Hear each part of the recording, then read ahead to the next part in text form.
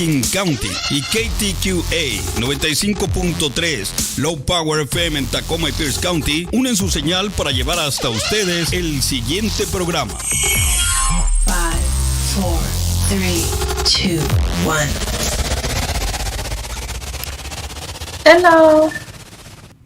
Hello. Good morning, everyone. This is Siembra.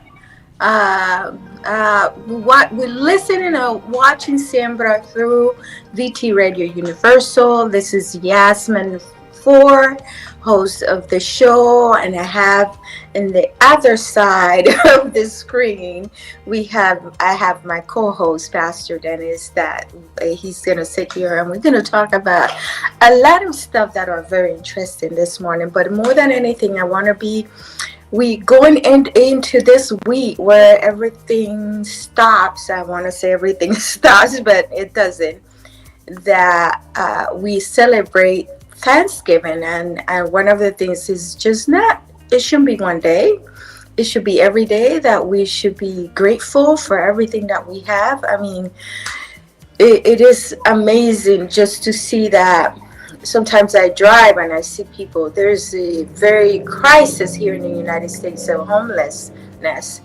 And when you look at your life, you have a roof, you have food, you have clean air, good water to drink. We don't think about those things as being privileged, but we are, and we need to be mindful that other people don't have those things. So we want to be grateful. This week that we're going to celebrate Thanksgiving here in the United States, we want to make sure that we think about those things and how other people are living, not like us that have the privilege that we have.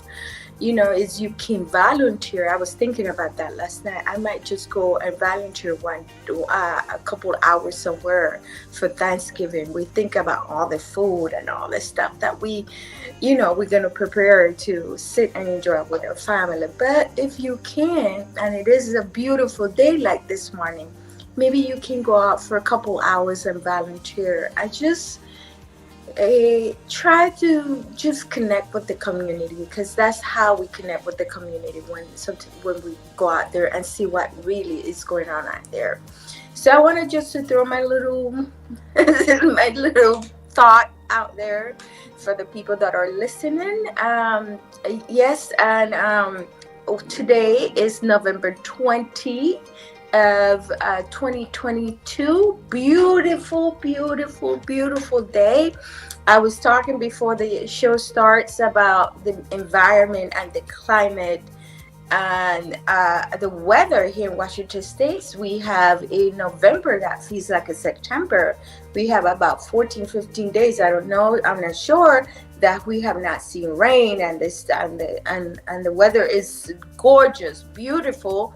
But at the same time, we have to think that there is a cycle of the weather. There is some things that by nature needs to happen, and is necessary in some places. We talking about Africa having a big drought in parts of Africa.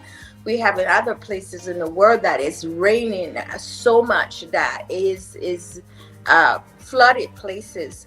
And it's not normal. We're talking about global warming. Me and the pastor Dennis, we were talking, maybe we should call it global warming. We should call it climate change or climate extreme. I don't know, but we got to be mindful of this. We enjoy the weather, yes, but in Washington State, we need that rain. We absolutely need that rain, so enjoy the weather, but be mindful and be aware that what's going on with the weather, that we clearly can see those changes happening in front of our face, and that we need to start doing something, asking our politicians to do something about this, because we're not going to have a viable, I want to say, a earth where we can live. And normally when these things happen, it happens in the areas where poor people live, and they are the ones that get affected of all these different change in the climate. So Pastor Dennis, I want to introduce my co-host, Pastor Dennis. Good morning. How you doing? Morning. So, what do you have to say about this here that we're talking? And then, before you start, I wanted to say that today we're celebrating the Native American Month. That is a big thing. It should be the Native American Year because they're all the ones that was here first, but we pick a month to celebrate that community and that culture. So happy Native American Month for our Native American brothers here in the United States. And here in Washington State, we have a lot of states that their names come from the Native community. Yes. A lot of names that we have, right? Yeah. So, Pastor Dennis, I'm going to pass the baton to you. I'm talking a lot. Well, it's an improvement for us to at least have tokenism. That is true. By giving them a month.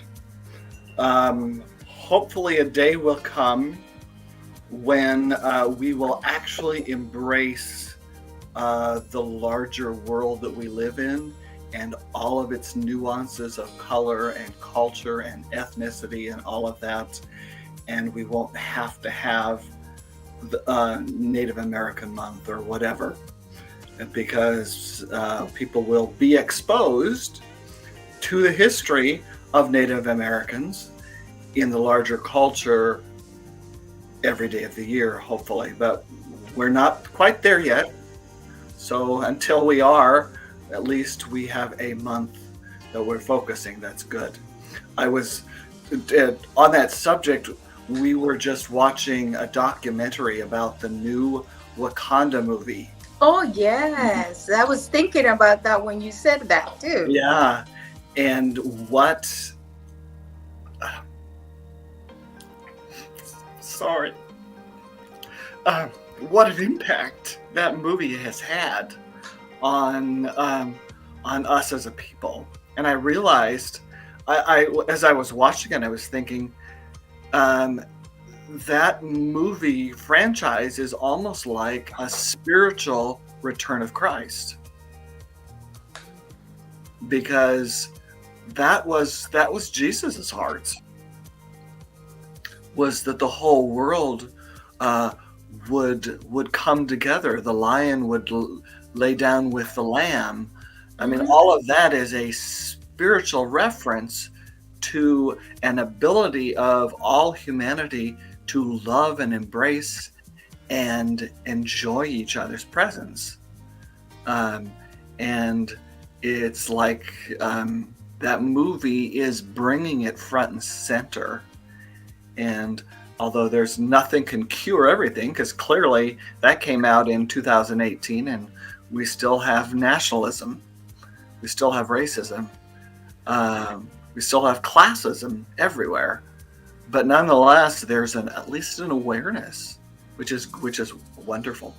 Yeah, and I went and watched it. Normally, I don't watch these Marvel movies. I'm not big in movies anyway, but I was so excited to go watch this movie because of the element of the native and the indigenous visibility, and the way they portrayed in this movie as what they really are. Normally, if you see an indigenous character is not portrayed in this kinship, that they are ruleship, that they rule an entire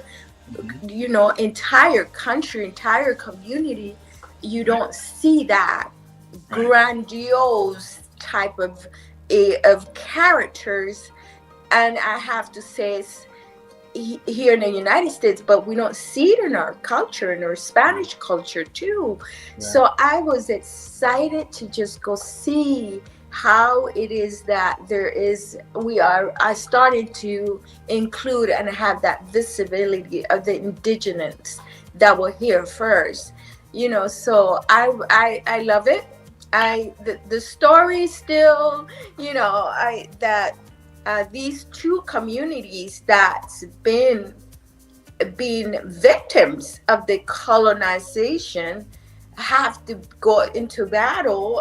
I wasn't too sure about it, but just having this visibility and having this movie that has been, and it is a a big hit around the world. No, it's the cool. The new Uganda. The new movie's not out yet, is it? Yes. Oh, well, I've got to see it then. I didn't realize it was. Yes, it's been out. You saw the new movie with is it his Hispanic underwater? Yes, it's been out since November 11th. Oh, well, I am in the Twilight Zone. I'm going to need to come back to Earth. Yes, and it's been in the first week, they had about $335 million. Wow. Yes, $335 or $31 million. It's a very good movie. I like it. I normally it's not my style, but it's and like I said, I was excited just to see the community, and maybe I'm telling too much for the people that didn't see the movie. I probably shouldn't. You're just piquing my curiosity. I know for me, I've kind of taken a fasting away from the media. Okay, that is good. It just drives it. All of these lies that have been front and center with these political parties is just drive me nuts. It's overwhelming. I have a friend that he said when he was when Donald Trump just started to run, he would take his shoes and just throw it on the TV.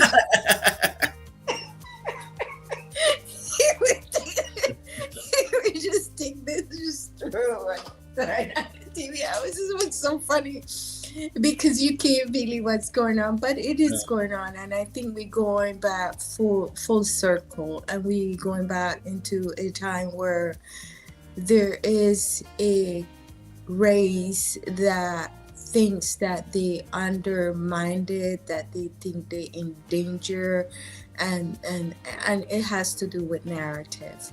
Yeah. I think the white, and not just here in Washington, not here just in the United States, around the world. Look what happened in Italy, and look what happened in I'm thinking in Brazil. You know, good thing that the president, the new president, defeated the wannabe Trump president that was in Brazil. So we are looking at a time where leaders are using this type of weaponizing a race against race in order to keep power and money. And it's unfortunately that for some reason white people around the world can't see the writing on the wall. Yeah. Well, you know, we have lived in a fake world for so many years, where the realities of what was happening were so unbelievable that people couldn't assimilate the reality from their perception of what ideal life should be like. And so I think there's been a disconnect. I'm reading the book Caste. Are you familiar with that book? No. It is a wonderful book. And when I first started, I thought, this is just a bunch of rehashing of what I have already read. But towards the middle, it just came alive for me with all of this stuff. they were talking about with Nazism, how Nazism and Hitler and his Nazi group, when they were trying to bring nationalism to Germany, they were shocked at the nationalism that was front and center in the U.S. to a degree that they weren't sure that the Europeans were going to go for it. So this is not something new. No, this is nothing new. This is they talked about in the book, they were talking about how that someone who comes from a mixed race heritage, Mm-hmm. how that in the U.S. We could see someone who had even a slight black presence in their bloodstream. No, you just have to have one drop of black, and you are considered black. But for the Europeans, that was way outside of normalcy. That was way outside of what they could accept, and even the Nazis never embraced that level of prejudice. And we look to them and say how horrible they are, but they never stooped to the level that Americans did. And I'm thinking that's why history is very important, because there is different facets of the history of humankind or human nature that we don't know of. So it is, and nothing. The Bible said this. There's nothing new under the sun. Nothing. No. You know. So history repeats itself if we let it happen. Yeah. And I don't know where this idea of supremacy come from. That there has to be a race and a culture that has to be supreme. When we have a diverse world where it's so diverse. Yeah. I mean, just look at how even nature mimics diversity. How nature, that God was intended for everything to be uniquely itself. So for us to think of supremacy, that there has to be a race and a culture that's supposed to be supreme over everything, where is this idea come from? Well, supremacy comes from the heritage of casteism, which we talked about last month, which originated in India. But the language of casteism and the conversion to a racist element started with the Portuguese. But only in theory. It's the Americans that turned it into a reality. And we have to remember that America is the ones that we're the ones that created full-blown racism. Wow. And we have taken it further than any nation has ever taken racism. The other countries are steeped in casteism, and it's not a skin color issue in their culture.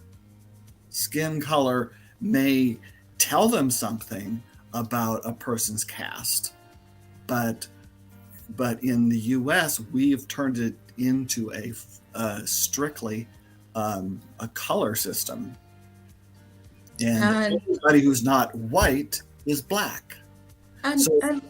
So you as an Hispanic, you have to either be white or black in the American way of thinking.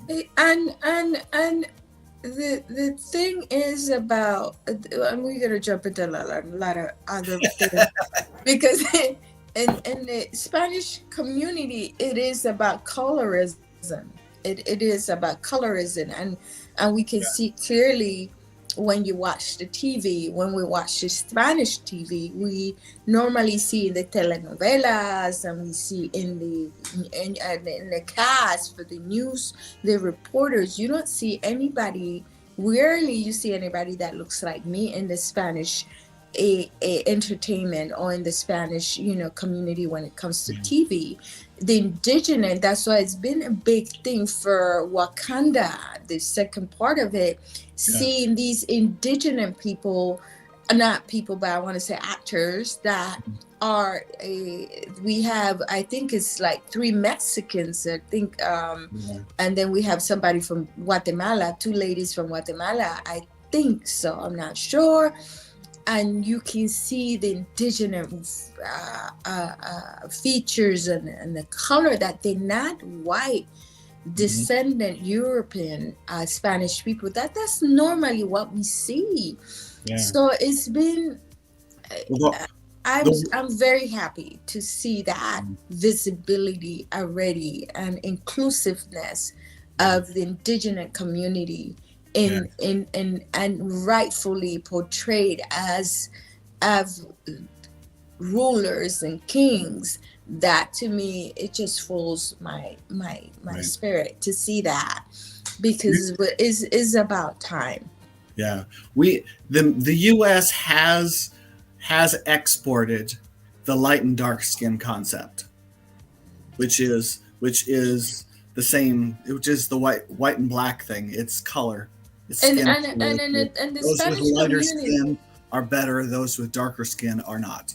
And in the Spanish community, because we are so mixed, there's so much mixed into us that we don't do it in white or black. There is that classism too that comes into fruition, because there is people that has money, is very powerful, that they're not entirely white. So in the Spanish community, so we look at those emerging of classism and colorism coming together in the Spanish culture. That is being visible too. I mean, as you go to Panama, in my family, you can go from my dark chocolate skin all the way to very light skin with green eyes, because we have all these, I have Irish in me, I have English in me, I have Jewish in me, I have a little bit of Italian. So you can see you can go from dark all the way to light skin.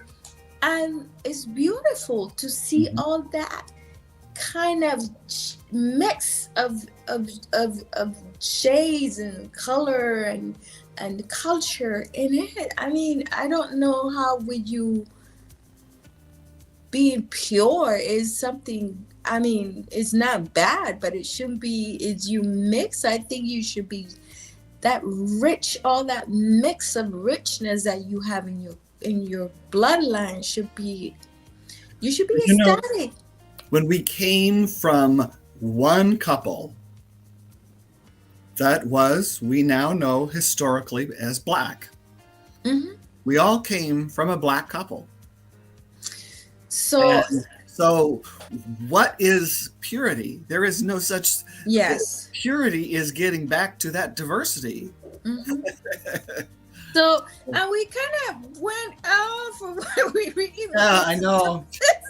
But you know what? When all of this is important because we live in an experiment here in the U.S. Yes. Okay, where we are trying to bring civility into our culture, and increasingly America is as diverse as the world is, increasingly so, and here in America we're kind of a microcosm of the bigger world, And we have to bring all of that together. And the way we do that is in how we interact in a civil context. And yesterday we was trying to figure out what we wanted to talk about today. Yes. And we decided that we was going to talk about the structure of how it is that this country became what it is and governing.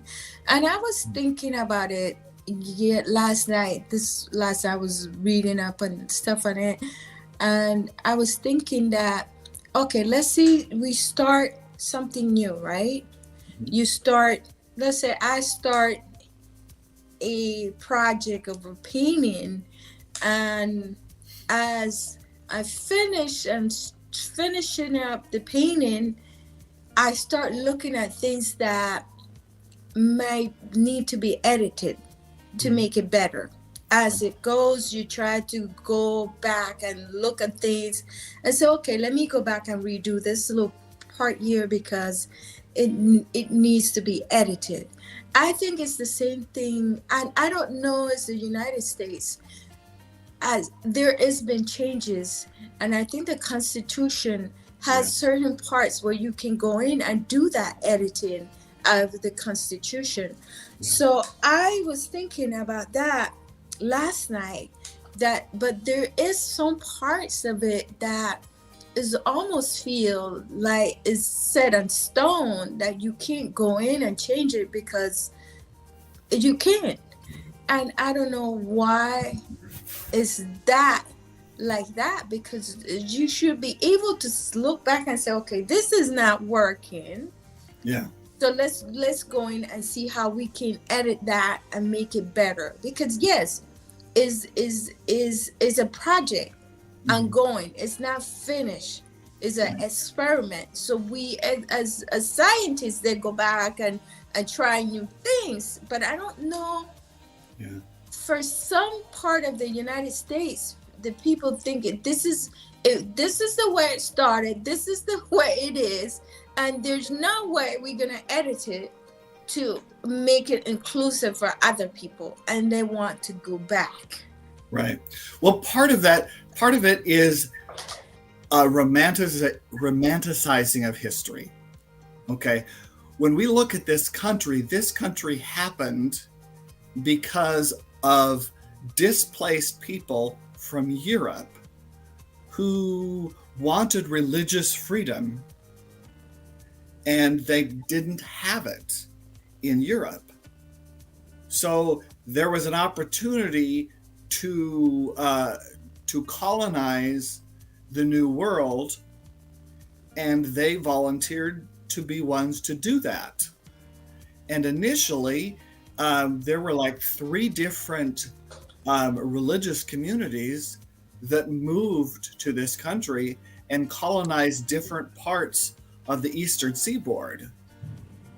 And part of that colonization included the establishment of racism.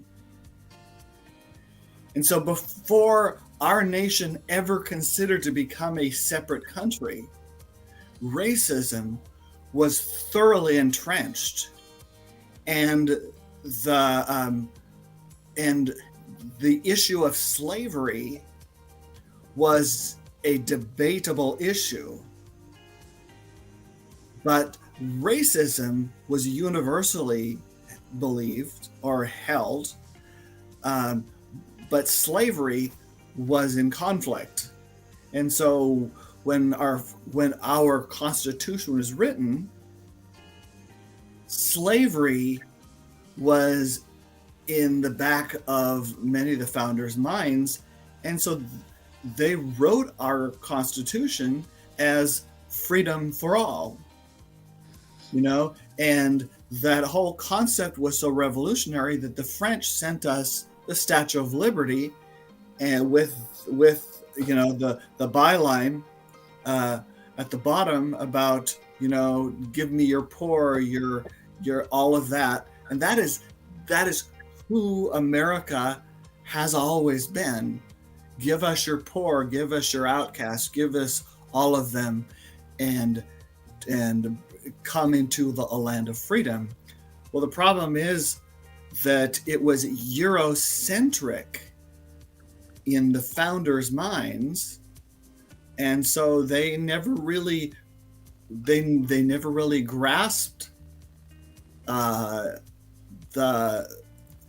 how other minorities who would come in later would be understood, especially when slavery was a central piece of the caste system that they created. I mean, even in Europe, they had never really lived without a caste system. There was always the aristocracy and the commoners.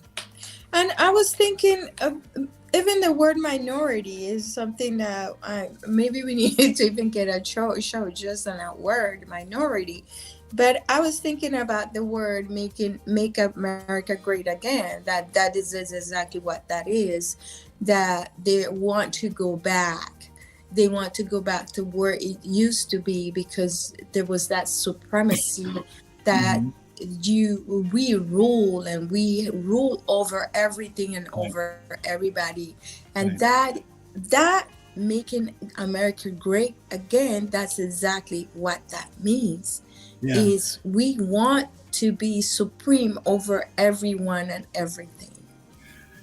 But there's an assumption that the founding fathers of this nation were in agreement on the issue of slavery. That's at the base of Make America Great Again, is the assumption that we all agreed. We didn't all agree. No. That is interesting too. One of our founding fathers defended an interracial world when he was working as a foreign ambassador in North Africa, and clearly stated that that is not what we're about. We have that issue, but that's not what the nation was established for. And when they created the Constitution, they knew we weren't where we needed to be. That was one of the reasons why they agreed to the concession in getting the southern states to join in the revolution, that we would not discuss race for 20 years. Interesting. That was part of the founding of our Constitution. They weren't saying that we should never talk about it, because the Mennonites were really, or not the Mennonites, the Quakers that was a real big issue to the Quakers, that we have racial equality. But the Southerners were not going to have had nothing to do with it. The Southerners were very into the caste system. And a lot of the Northerners were too, but they were a different version of caste. They saw race, slavery as wrong, but they didn't see racism as wrong. And I'm thinking, and clearly you can see the distinction today, how the country is divided too. Yes. And you can see that the South still has this kind of thing rooted in them. And then we can see here in the West Coast how the blue we are, that I'm ecstatic of that, Washington State, and we can see California, and we can see Portland, and all these areas on the West, that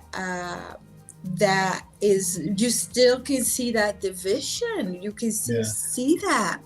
But we wanted to talk a little bit about the elections, the midterm elections, and what happened. And me and you were talking about that yesterday, the midterm elections, and what happened with the voting and the red wave tsunami, whatever they were calling it. Mhm. We didn't have a tsunami and we didn't have a red wave. Yeah. But and my discussion yesterday with you is about I was thinking about how it is that you, what was the word? How it is that you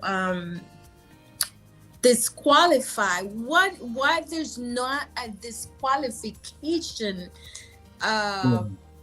terms in doing these jobs and being a public servant. And I was reading about it for the president and the senators and the House of Representatives. And we have the 14th Amendment that talk about it. And it talks about treason, and it talks about misdemeanors and high crime. But why, my question reading about this, why it is that these people still have their job? Because treason is exactly working against what you're supposed to be working for. It's like me working in my job and planning to rob and bring down my job. Mm-hmm. Well, we have three elements of society we're dealing with when we're talking about that kind of stuff. We've got the private sector, we've got the government sector, and part of that government sector are political offices where the public votes them in. All three of them have different rules on how bad behavior is treated and how a person becomes guilty of whatever that is. And the hardest part, the one that is the hardest to deal with, is the people who are hired by the populace. Because I was reading, and it says one of the that disqualify you is when you have to be submitted by a religious test. And I said, but even the Supreme Court, the people that are in the Supreme Court are pushing the religious personal belief. And this whole thing about the MAGA and all this stuff is based on religion. Yeah. And well, when you said a religious test, tell me more about that. I was reading yesterday about things that disqualify you from becoming a public servant, and they was talking about one of the things that they cannot do and submitted you is to a religious test that to become a public servant. And this is exactly what is happening. My question is, when you say they, who's they, and this religious text, is the Constitution, or is this? Yes, it is the Constitution that's saying this thing you should be disqualified to be public service. One of the things that should disqualify you is trying to be part of a religious. You have to form a yes. Oh, okay. Okay. So what disqualifies you is the idea that there is a state religion. Yes, and you're not allowed to believe in a state religion. Is that what and I have to look it up at my phone. I'm using my phone, but I was thinking, this is exactly what I don't understand why it is that we're not going back and reading, and why it is that the Democrats are not going back and reading and stating all these things out, so people can clearly see that this type of murdering or or emerging religion with politics and rules and stuff. It's not constitutional. It should be. When they're telling you about abortion and they're telling you about the LGBT community, this is based on religion and these people personal religious belief that clearly the Constitution said you cannot do that. You cannot rule and govern based on religion in this country. Yeah, the problem is when we're talking in the political realm where people are voted in. Okay, the police for a person who's voted into power is a popularity or a public vote of some nature. It's either they vote them in or out of office because they choose between whatever candidates are available, or the Congress votes on whether they are qualified or disqualified by declaring them unfit. What's that? Unfit? Yeah, unfit. That's like to serve. When Trump was what's the term that the House voted? Impeachment. There we go.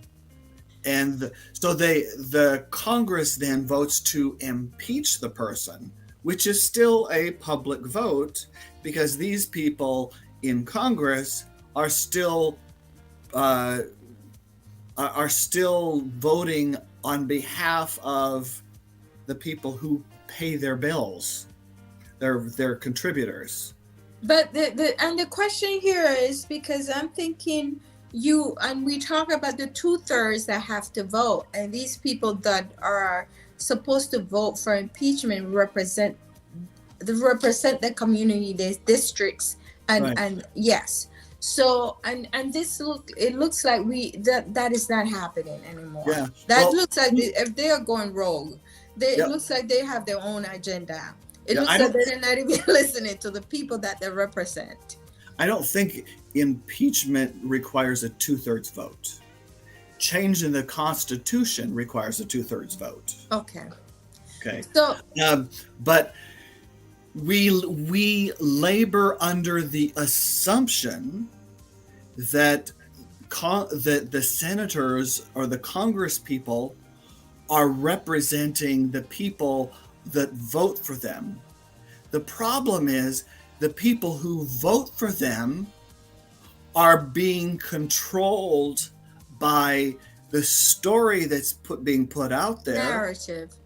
The narrative that's being put out in front of them, and how often they're hearing it.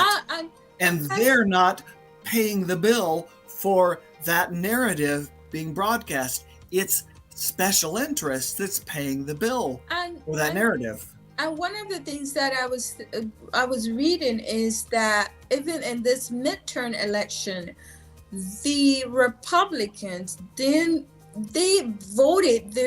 Republicans didn't vote. This was the year where less Republicans vote in the midterm. So this notion that these people, these Congress and these senators would say, well, we are doing the work or the job of the people that put us here. That's not true. Gerrymandering and rewriting the districts and the map of the districts and districting is what put them there. Exactly. And I think the Democrats are so bad when it comes to narrative. They need to sit down and explain this stuff. The Republican presidents, most of the Republicans that when they empower the presidents, there was by the electoral college. They was not put there by the popular votes. they have to make this clear that when the Republicans stand and say, well, the people pick us to put Hunter Biden in prison, that is a private citizen, is not true. Mhm. This is not true. The people didn't choose you. You are setting up and rewriting the rules in the process of this that we call the American the American experiment to favor you, but you are not counting on the votes of the people to do that. You are just editing the process and the way things are done to favor you, because you are no longer asking the people to vote for you. You are just, and the Democrats has to be saying this so people understand. No, the people then put those people there. They redo the system so they can be in power. And one of the Republicans said it is, we won. There's never going to be a Democrat that wins this state. Yeah. Well, there's so many. You are correct in many respects, but your comments simplify complex issues that other people would challenge in other respects. So, first of all, when you say less Republicans voted this time, where is that evidence come from? But I was reading it last night. I went in and read it, and it says. What source did you read it from? From the the New York Post. New York Post? New York Times or New York Times. New York Times. I was reading it. New York Times, I would trust. New York Post, I would not. No, New York Times, and I was reading it because it said that less Republicans voted this for the midterm, but the fact that they won is because a lot of it is because of gerrymandering. Yeah, in a lot of places. Yeah, gerrymandering changes the boundaries of a voting block based on whatever the state decides is a legitimate way to reboundary. Mm-hmm. Okay, but a political reboundering, which is referenced as gerrymandering, intentionally tries to put all of the other party in a single block. So they have one representative, and then they try to change the other boundaries so that their party has a sizable enough majority to win the ticket. To go and vote for them and win. So they try to have a sizable majority as much as possible in all those districts, so that minority of the other party will never be successful. And because they can't fix it all, they try to make that minority have 100% representation in certain districts, so that they still get a representative, but they get less representatives because they are outvoted in these other districts. Does that make sense? Yes, and I was reading that for the Democrats, what they did and work a lot, it was just making sure that they keep these seats, that those seats, the House representatives, so they invested a lot and not losing a lot of seats. But the Republicans, they was trying to, and that was the whole game, take more seats for the Democrats. So I was reading and it says, okay, the Democrats just invested to make sure they keep as much seats as they could and not lose a lot. Yeah. But overall, the Republicans then went out and vote like they expected the Republicans that was going to vote in these different districts, so. Well, the reason I challenged the statement about less Republicans voted is I think that's an emotional argument. I don't think that's a factual argument. Well, okay? I think the majority of Americans are independent or Democrat. Because I think the Republican Party, their amount of the total vote, it has been shrinking and continues to shrink. Okay. At one point, the Republicans did have the majority. I don't think that's true anymore. I don't think so. The fact that they achieved what they did, in my mind, tells me that they did vote. They were out in mass, but the Democrats, initially, when they were talking about the wave, they were saying that the Democratic interest in this midterm was low and the Republican was high. So they figured the Republicans were going to be able to sweep because of the apathy in the Democratic Party. So you can go and read in the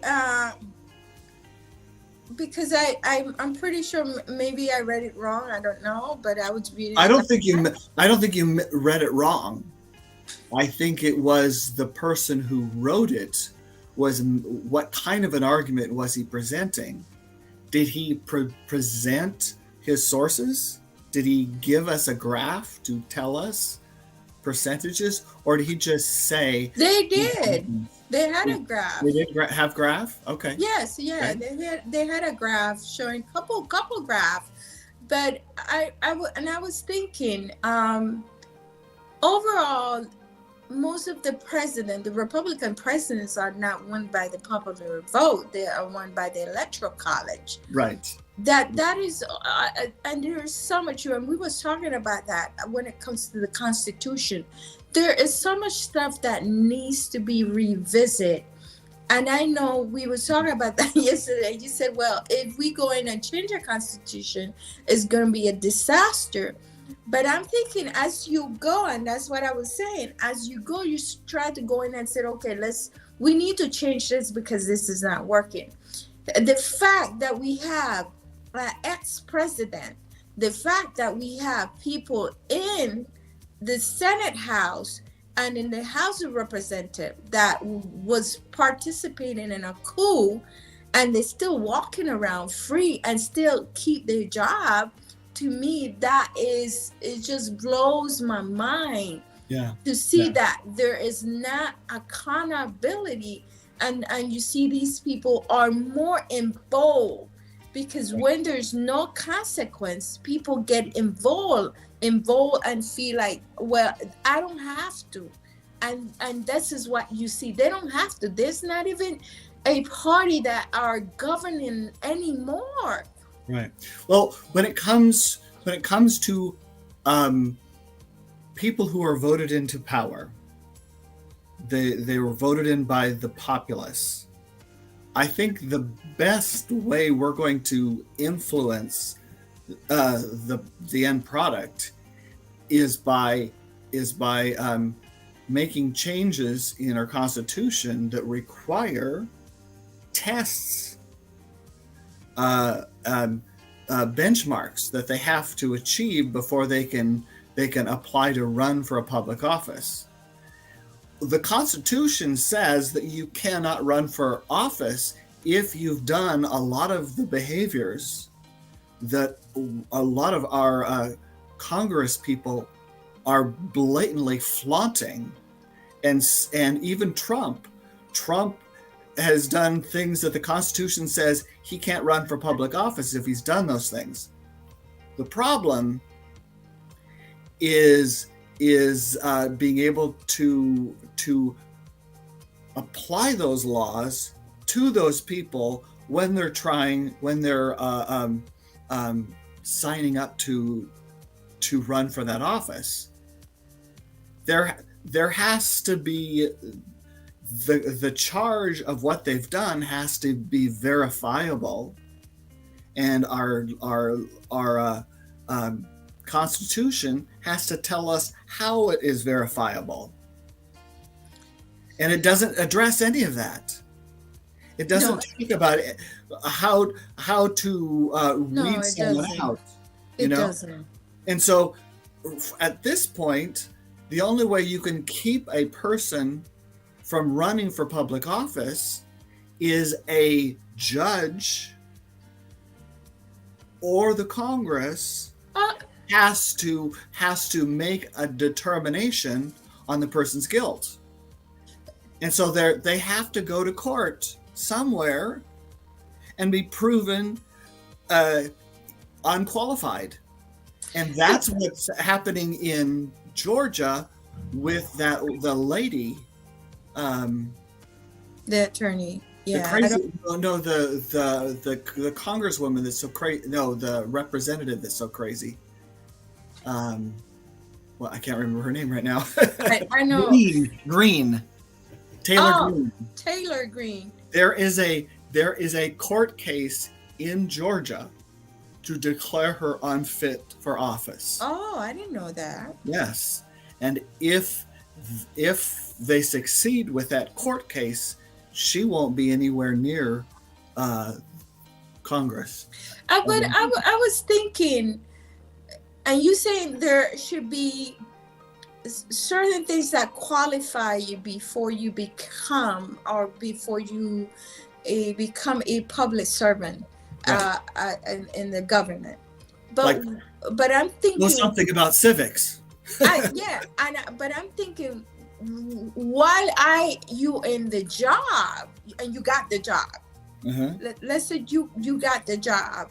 I'm not even talking about people that want to be public servants. I'm thinking about people that are already public servants and have done and committed things to bring down the government.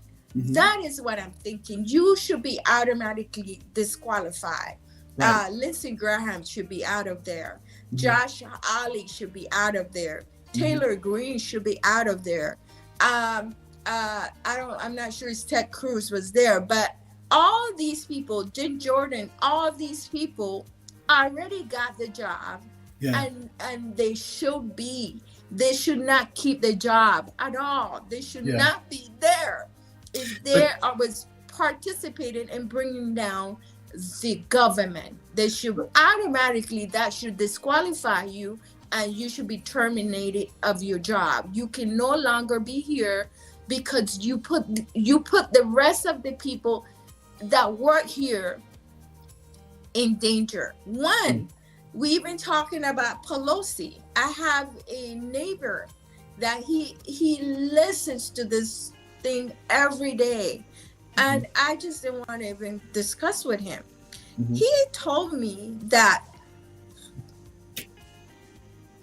what, Chris? Oh, no, todo bien. So everything okay. I'm just gonna make a quick pause to identify KQWC, because we're not supposed to run for more than an hour without an ID for the radio station. So to comply with the FCC, I just want to say that thank you for those that are listening to KQWZ 106.5 Low Power FM in South King County. So let's continue, and please don't, I know we have until 11, but you can take a few more minutes since we started late today. So yeah, just the conversation it's very interesting in my opinion. I hope the audience think the same. All right, well, let's continue. Thank you. Thanks, Chris. And this is what I was thinking. He told me that Paul Pelosi got what he deserved, and my heart dropped because my mom is 81 years old, and I could not even fathom that somebody would say that it was okay for somebody to take a hammer and hit my mom in the head, and she got what she deserved. Yeah. And I'm thinking, and I could see Pelosi got very emotional when she talked about her husband. And when she talked about her family, and she's saying, I there's no way I can continue putting my family in danger. Yeah. But these people should not be in this job. Yeah. Period. They should not. The problem is that currently what those people have said or done are in the category legally of allegations, of being alleged. They're not, nobody has established the benchmark to be a proven offense. And this to is be a where proven offense, they have to be they have to be arrested, or they have to go before some type of a judicial court and be proven guilty. So what the Constitution say about treason? Because to my knowledge, that's what treason is, and the Constitution talk about if you are elected public servant and you are trying to commit treason, you should not be serving. Yes. That is clearly in the Constitution, the Amendment 14. So I don't understand why it is that this has not been enforced, and these people are not out of a job and should be banned to ever serve in public service ever in their life. They should not be doing this job, not even be close to be in anything that has to do with governing. Right. It's because a court has not made a decision that in fact is treason. That's the issue. And that's the problem. And the public are not informed enough or care to be informed enough to vote along those lines. And Pastor Dennis, I have to go back to the Democrats, because this is where I want to pull my hair. I'm a basic, I don't want to call myself basic because I don't think I am, but I am a private citizen. And I guess I do listen to a lot of politics and stuff. But I was thinking, how much people in the United States are thinking this way, and why it is that you're not hearing that from the Democrats saying, this is what the law say, this is what this said, and this is what they did, and we need to hold these people accountable. And it feels like the Democrats are not holding these people accountable when it comes to, I don't work for the government. I'm not there to enforce that. And basically I sometimes feel like the Democrats, they hold these things and use them to get people to vote. There's nothing wrong with that. But after me voting, I want to see these people in prison and never governing again in their life. Yeah. And the Democrats ask you and tell you, well, you guys need to go and vote these people out. No, this should be my job. My job is to go vote, yes, but at the same time, I can hold these people accountable of the crimes that they commit. So you guys have to do that. Ultimately, if a person is voted into power, ultimately, it does come down to the voter to vote them as guilty. It's indirectly or directly, it's the voting populace that determines their guilt. So it doesn't matter what we want it to be. As soon as we have a vote, then it comes back to a vote. And even when it comes to what they've done or haven't done, it still comes down to a vote. But I'm thinking, so the only way they can be fired is by voting. That is crazy. Basically. That to me, that is just crazy, because even the Constitution talk about treason. So I don't know how it is that the only way that these people can lose their job and be banned forever to not do anything, to be close to the government, is by the people voting. That to me, and we were talking about that needs to be changed. Yeah. You go to a job, as I'm a teacher. The only way to remove that is remove the ability of a voted representative being able to fire the person who makes that determination. And at this point, the head of the FBI can be fired by the president. They can be removed from office by the president. The Department of Justice, the Attorney General, can be fired by the president. And it used to be that no president had the balls to do that. That's no longer true. Now it's very common for presidents to fire the FBI, the head of the FBI, or the Attorney General. Now it has become a political issue. It didn't used to be, but it has become one. Just like Congress, or just like the Supreme Court, it has become a political issue because they can they can determine whether to vote in a replacement for a Supreme Court justice before or after an election. The fact that they can choose that is ridiculous. I think the Constitution should say that when a court position is open, the existing Congress has to remain in session until that Supreme Court justice is replaced. They cannot stop. They cannot bring in new legislators that have been voted into office. They have to make the decision with the existing Congress before they can go home for Christmas. Period. And that requires a constitutional change.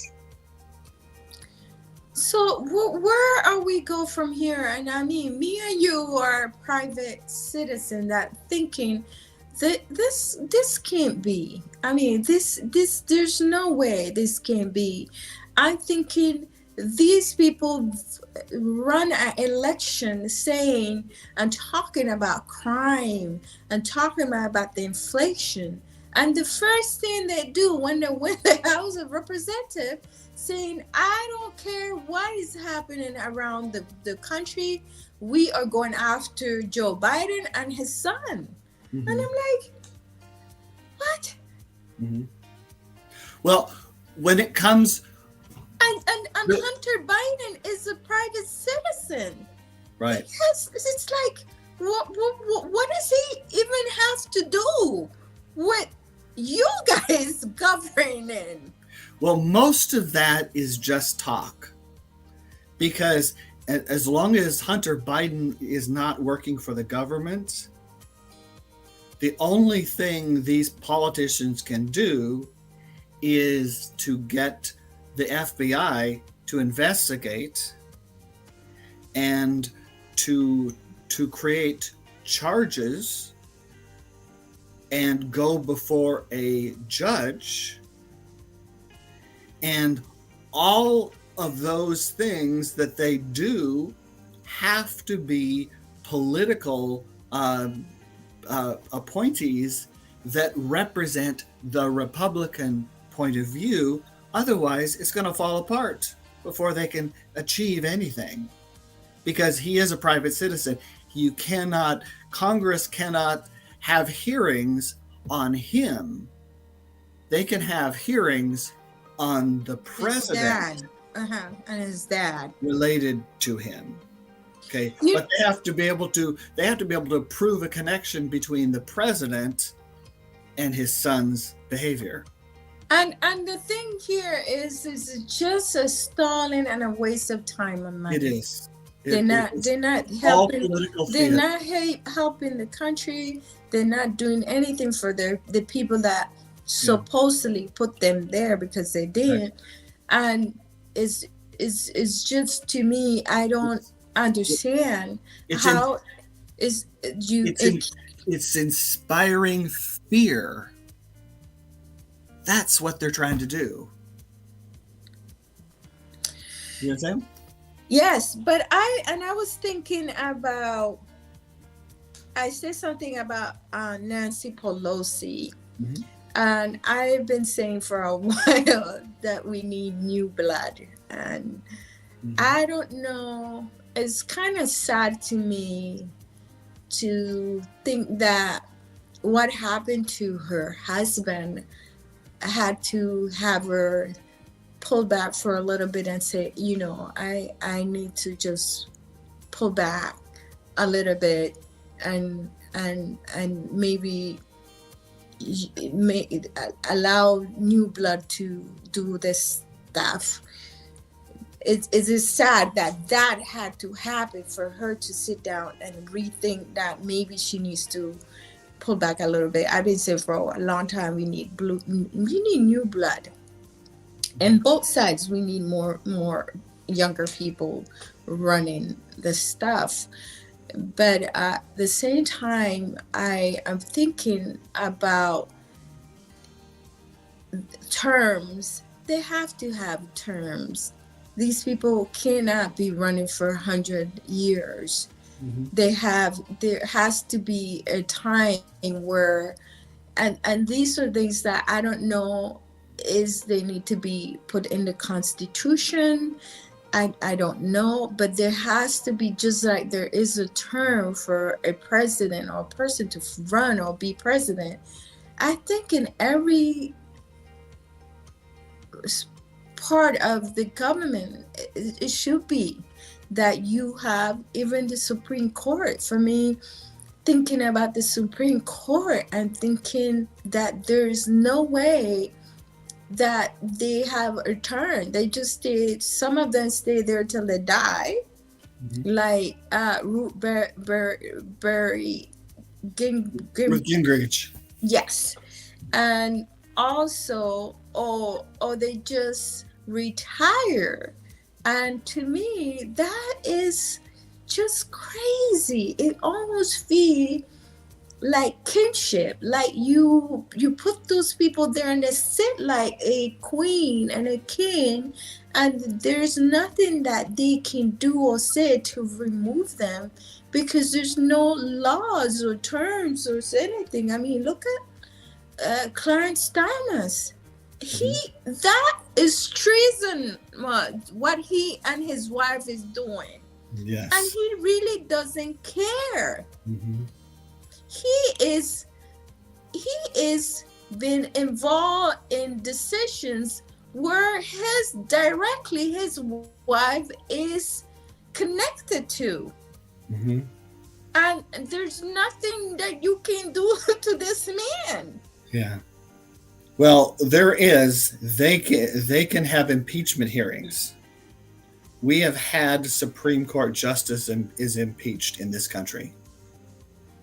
There is a single example of a Supreme Court justice being impeached.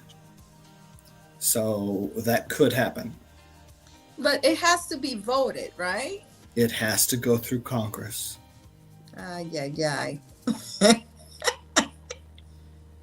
Yeah. Yes. I would love to see him impeached, but clearly that's not going to happen now. No. The American people, unless something miraculous happens, which I don't think is going to happen, but we're told by the media that the Republicans control the House. Okay, that's presuming that the elections results confirm the current status of the vote, and that could change. So it's not final. Like, That's the other thing I was talking to you, that I was saying, why it is that the media is the one that are calling these race instead of the electoral system that is the one that's supposed to be saying, okay, this is who won and this is not. Because when I was watching, I was thinking why it is that the media is the one that is saying, okay, this person won. Yeah. Because they can. There is no law preventing them from doing that.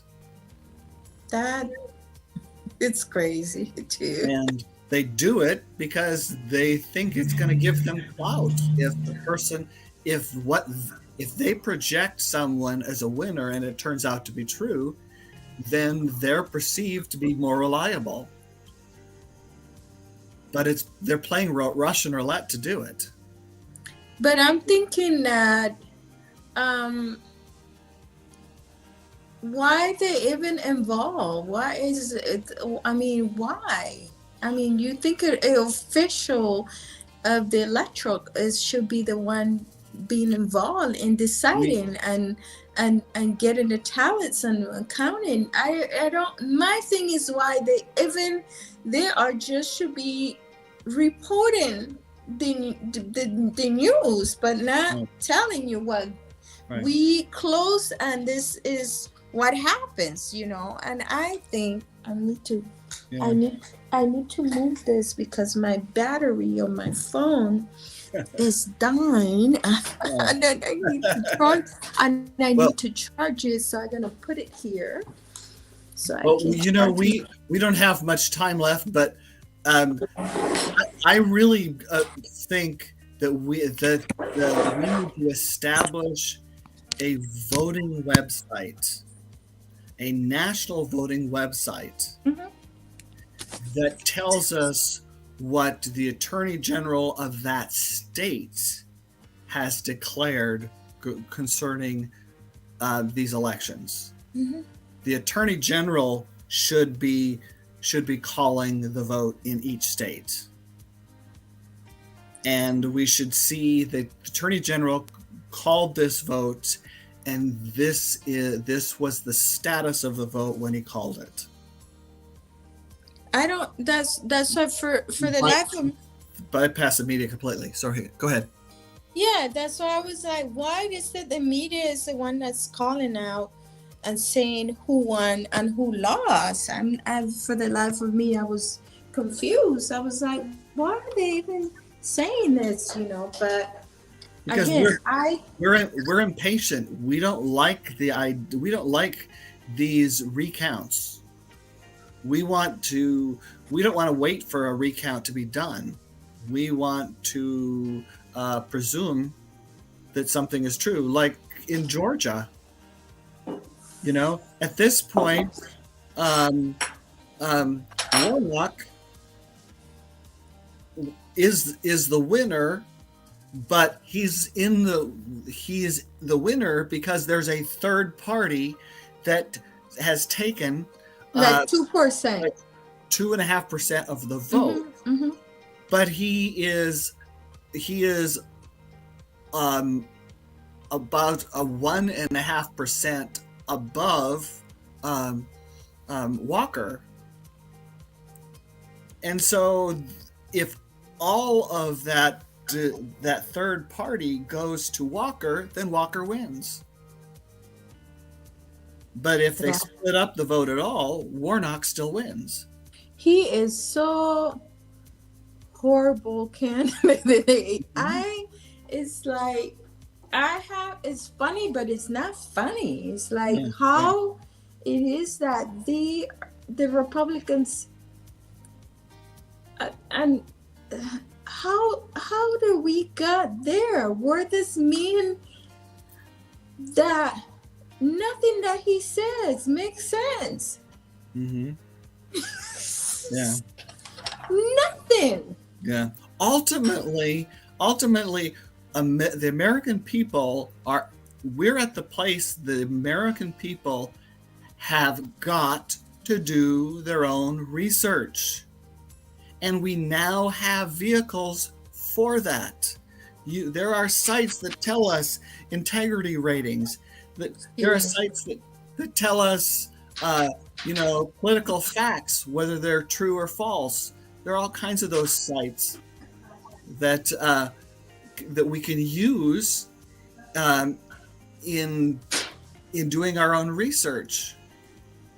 And slowly, little by little, the internet is being responsive to looking for facts. But the big problem on the internet is the algorithms are learning what we want and what we don't want. So most people, when they do a search, the algorithms are going to determine what they see. And if they are extreme right-wing and their searches support that, then when they do a search for facts about the election, they're going to get only extreme right-wing responses. Isn't that crazy that as soon as you put something that you're looking, then you get bombarded by all the stuff that is connected to that stuff. Exactly.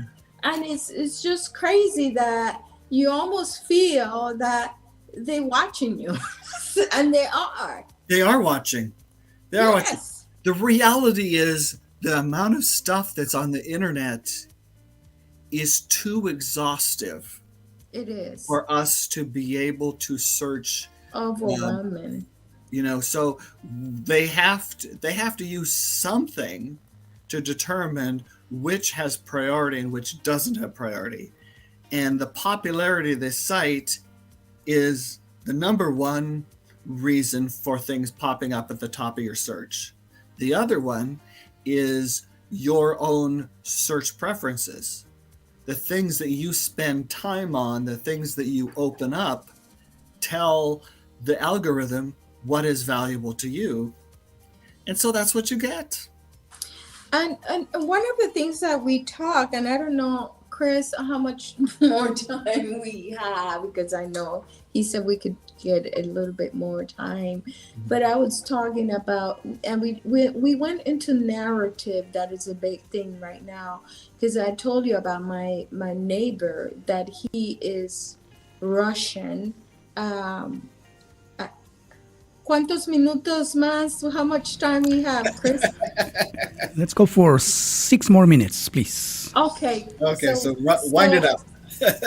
I was thinking, he was telling me about the immigrants that come here that doesn't come in legal. And he told me, I said, I'm an immigrant and you are too. He said, but you came in here legal. You didn't come in like all these criminals that are coming here.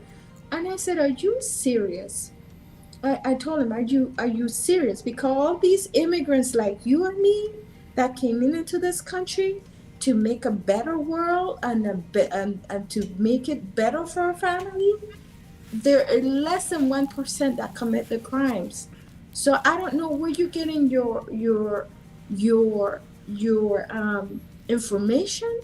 These people are coming in get the same thing that you and me are here for. So for you to even talk about immigrants the way you are, it's crazy to me. He said, yes, you don't even know how much people are coming in here that are just bad people and criminal. I said, and he said some lady in California got killed by a criminal. And this is what these people are getting bombarded with. This is what, and he saying that Pelosi husband got what he deserved because of the policies and politics that she is as and the Democrats are allowing all these criminals to come in the country. And in my head I'm thinking, he's thinking there is a lot of savage bad people just running in and crossing the border and just come with a gun and killing people back and forth. I in my head I'm thinking this is what he is been portrayed, not portrayed, but invaded with. I don't, and I said, where is the critical thinking? Where is it doesn't this exist? And where is the that if even as I hear it, I said, let me go and research and see if this is true. Yeah. That less than 1% of the people that come into this country commit crimes. People come in to work and they work really hard. And those who do commit the crime are instantly deported. There's no second questions. They're out just because they're arrested. They're out of the country. And the reality is that I think a large percentage of the illegals in this country didn't come in as illegals. They came in. They became illegals because they missed a court date, or they didn't get a court date before their visa or paperwork that they had expired. It's just a narrative is a big thing. I don't want to, because I know we have very few minutes, and I mentioned Elon Musk and Rupert Murdoch, and I'm thinking these people, and again, I am talking to the Democrats when it comes to narrative, to have people from other country become a big influence, and the outcome of the politics and the government of this country is something that I don't even understand how. And then we're talking about capitalism too, that this here, a lot of immigrants come here and work hard and they get very successful and become part of this experiment. I get it, but how do you avoid other influence of other type of governing influence how this experiment is run? Because these two men are not even American people. And they are such a big part of the narrative that we hear and listen every day in our media space. But Yazmin, when you make those kinds of statements, you sound like a Republican. Yes, because I'm talking about immigrants that influence. I know, but we don't just because they're not an American citizen. Does that really mean that they don't have America at the heart of what they're doing? We don't. That is a complex question to ask. You really. And I'm thinking, okay, so I'm thinking intent, because that's the other thing that you have to think. What is the intent behind it? Because, I mean, I guess I am stereotyping because they're not American, but at the same point, I'm thinking about intent because they are not helping. They are profiting from doing something that is damaging the part fabric. of the yes. Mm-hmm. Yeah. Yeah. And I think we talked about the other day when I was talking about Marco Rubio and Ted Cruz, that they are also come from a different country. Their parents brought them here, and how influential they are to create a system here where, again, is not healthy for this country. So I don't know how do you not sound racist and at the same time personally I'm not worried about Elon Musk. I don't think he has that much influence, but Murdoch, I think the issue with him has nothing to do with ethnicity.